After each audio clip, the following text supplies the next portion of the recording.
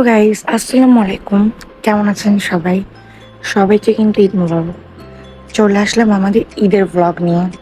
So আপনারা দেখতেই পাচ্ছেন আমরা একটা ছোট্ট খাট্ট কোনো একটা ক্যাফেতে আছি। হ্যাঁ, আমরা যশোর নওদা গ্রামে টাইম পাস ক্যাফেতে এসেছি। যেহেতু কোরবানি ঈদ ছিল, আর কোরবানি ঈদে অনেক বেশি ঝামেলা থাকে বাসায়। গোশ শুধু আসতেই তো হবে না, সেগুলো ডিস্ট্রিবিউশন করতে হবে। সবকিছু মিলে আসলে খুবই কম টাইম থাকে। যার কারণে আমরা একটু বাসার আশেপাশেই ঘুরতে চেয়েছিলাম। যদিও লংয়ে আমরা নেক্সট ভ্লগে যাব এবং আপনাদের সঙ্গে সেটা শেয়ার করব। সো দেখেন আমাদের এরিয়াতে কত সুন্দর একটা ক্যাফে করেছে।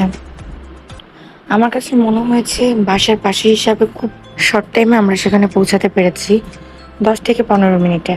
আর আমরা এরকম একটা জায়গায় প্রেফার করছিলাম যেখানে খুব অল্প টাইমে আমরা যাব অ্যান্ড খুব অল্প একটু টাইম থেকে আবার চলে আসব।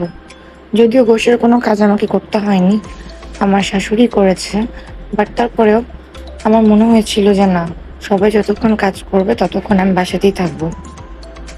সব কাজ শেষ করে আমরা যখন বাইরে বের হলাম, টাইম পাস ক্যাফেতে আমার সেরকম খুব একটা ভালো লাগেনি, প্লেসটা অতটাও পছন্দ সেরকম আমার হয়নি বলতে গেলে। তারপর সেখান থেকে আমরা এফআই ক্যান্টিনে চলে যাই।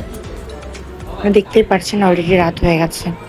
আর এফআই ক্যান্টিনে গিয়ে ওখানে আমরা কিছু হালকা নাস্তা করে সেখান থেকে আমরা বেরিয়ে যাই।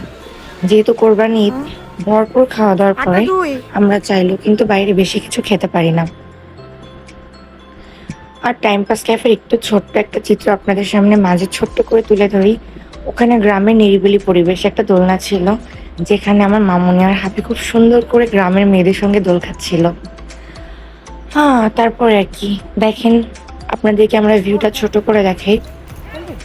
খুবই অল্প এরিয়া তো, যার কারণে খুব একটা ক্যাপচার করা লাগেনি, 2-1 সেকেন্ডেই হয়ে গেছে।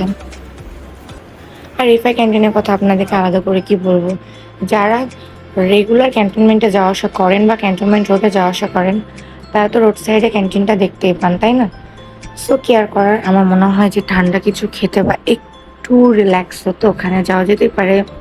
অ্যাভারেজ আমার কাছে সব কিছু অ্যাভারেজই মনে হয়েছে, কোনো প্লেসে আমার কাছে সেরকম ভালো লাগেনি। কালকের ঈদটাই আমার ভালো লাগেনি, কিভাবে যেন চলে গেল ব্যস্ততার মধ্যে দিয়ে। সো গাইস, আজকের ব্লগটা অনেক ছোট হবে যেহেতু আমরা সেরকম কোথাও ঘুরতে পারিনি, তাই আপনাদের সঙ্গে আমি সেরকম কিছু শেয়ার করতে পারিনি। বাস আমার কিছু ছবি আপনাদের সঙ্গে শেয়ার করলাম, যেগুলো টাইম পাস ক্যাফেতে তোলা ছিল, আপনাদের ভাইয়া তুলে দিয়েছিল। আই হোপ ছবিগুলো আপনাদের ভালো লাগবে। সো টাটা, ঈদ মোবারক।